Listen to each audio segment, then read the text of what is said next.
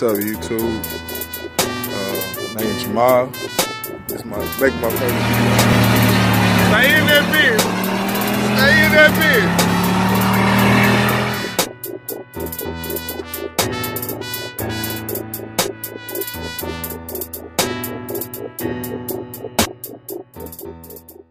Hey yo, what's good, man? It's your boy Molly checking in with another video. How y'all doing? Hey man, it's cold out here. It is very cold.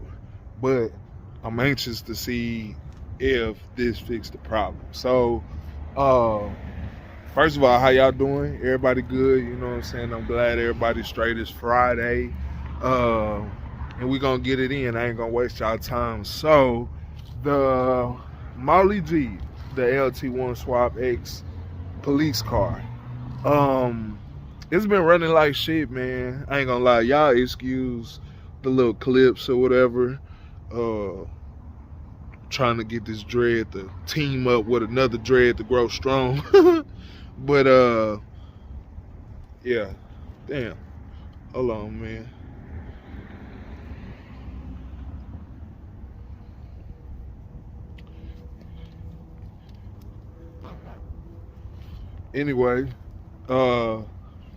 Anyway, Molly G, man. So Molly G been really running like shit, and gradually it's getting worse.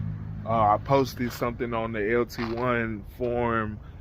So pretty much it's like if I stomp the gas, if I get on the gas, it'll fall on his face first, then it'll catch back up. It might backfire. It just really run like shit. You know what I'm saying? So I posted on the LT1 page on Facebook. You know, a lot of people gave me a lot of great ideas, a lot of great stuff to, you know, go off of, and a lot of stuff to check. And a lot of people said the throttle position sensor, which once I read what it does and what it could cause if it was going bad, it definitely sounds like that. There is a way to test it, and my boy Brad, he probably gonna be pissed off at me because it's too cold, bro. I'm not gonna test it. And honestly, the only way for me to know if my old one is bad is if I put the new one on to test it, and then take the new one off, put the old one back on to test it to see if it's going bad. I ain't gonna lie, I ain't even do all that. I love my boy Brad. He sent me the link to the video, and I'm gonna put the link to the video that I learned how to do it down in the description. It ain't hard, but it's a couple steps and it's cold outside. So I just want to see if this fixes. So I'm gonna swap this one out. I never swapped it out before. I'm pretty sure this is the original one since '96, unless my brother or whoever had that Roadmaster before him did one. But we're gonna go ahead and swap it out. I'm gonna show y'all what I'm talking about. So this sensor right here, y'all can see how dusty and dirty it is. Like I said, I never changed it. I remember cleaning the throttle body and stuff like that before I put this motor in, but I never changed any sensors or anything, I don't believe. So that's the victim right there. We're gonna go ahead and swap it out, and hopefully it'll run a little bit better. But let me get this done, and I'm gonna check in with y'all in a minute. All right, as y'all can see, I got the old one now. This is literally just 2 bolts on there. Got the new one, NTK from Rock Auto. So slap this one on there, see what it do.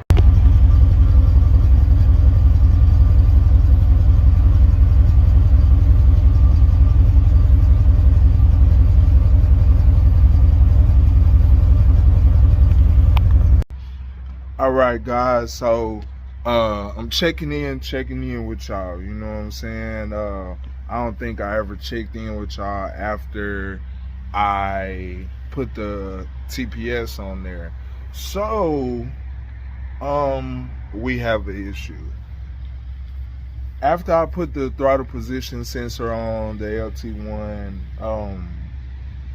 it responded way better. It ran a lot better, but then it did something that it never done before. And luckily, I was just right down the street, but it started like sputtering, and it cut off on me. It's never done that before. You know what I'm saying? So, like luckily, I was, right there by the fence, and this is my driveway, so I was right there when it happened. I cut the car back on, it cut back on, I was able to get it in the driveway, and then it started like sputtering and stuff like that, like it was running out of gas. Well, I put 5 gallons worth of gas in the gas tank, cranked the car back up, let it run, didn't drive it or nothing like that. Let the car sit for a couple days, and I came back out because I was actually going to drive it yesterday, and I came back out, and now it won't start. So, show y'all what we got.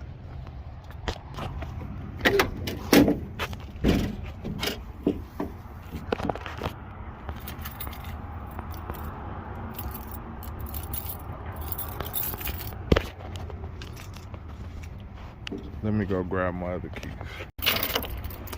All right, so I got this is my compressor going off, but I got the key.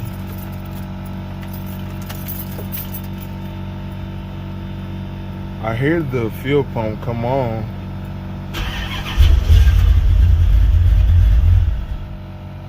Then it'll cut off.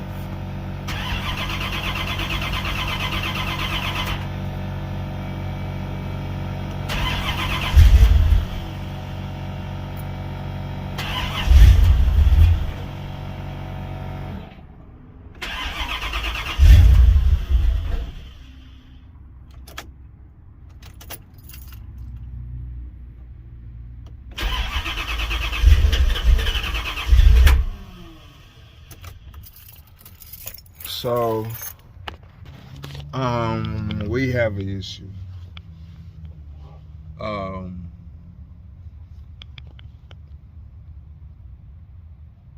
Yeah.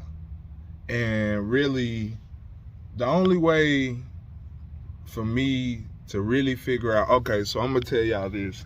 Ever since I've had this motor in this car, I haven't been able to plug up a scanner, OBD1 scanner for this car, because I never had a port. So what I did was I got on the internet, found Hawks Motorsports that deal with F-body LT1 stuff, and I ordered a connector, and I'll show y'all what it is right here.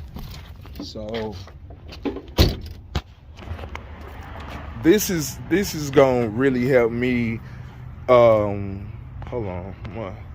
This is what's really gonna help me, really figure out what's going on. Cause I could throw parts at this motor all day. I can troubleshoot all these parts, but I won't know if I have a true check engine light, because for one, what it went to the shop for was to get my check engine light wired up and whatever I needed to, be able to scan this motor. This is what I got from Hawks Motorsports.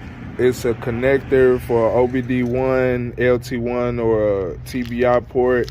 This is what you hook your scanner up to under the dash.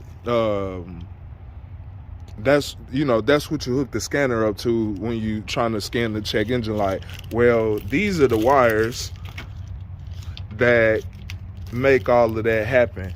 I never had one hooked up, so I don't know what check engine codes this car is throwing. I don't know what it's reading. I don't know nothing about it, but when it run, it do, and when it don't, something's wrong. You know what I'm saying? So, just for me to stop having to throw, different parts at the car and not knowing what's going on, wiring this is literally my next step in this car. So as you can tell, I may need a diagram to figure out, what all these wires are hooked. I have some of the wires, like of course I got the red, I got it's two black and whites coming off the connector, but it's only like one solid, it's one more white than black, or opposite. So I have those two to match. This looks like a brown wire, so I need to figure out what all these wires are, and I need to figure out what these wires are. I know one of these wires are supposed to go to the check engine light on the dashboard so the check engine light in the car will work. But like I said, this is probably the next step in doing and solving, all the issues with the LT1. So I just wanted to, keep y'all locked in, because I shot part of that video the other day and I never got back with it, and I'm trying to go ahead and drop this video. So I just had to let y'all know what was going on and where we was at with the with Molly G. You know what I'm saying? It's up, man, because I'm really ready to make this car daily and drive it all the time. You know what I'm saying? I'm ready to hop back in it, because the Yukon is gonna be for the lawn service. You know what I'm saying? And I need to get out of that. So I'm really ready to drive my box Chevys, and it's just little stuff here and there keep going wrong. But yeah.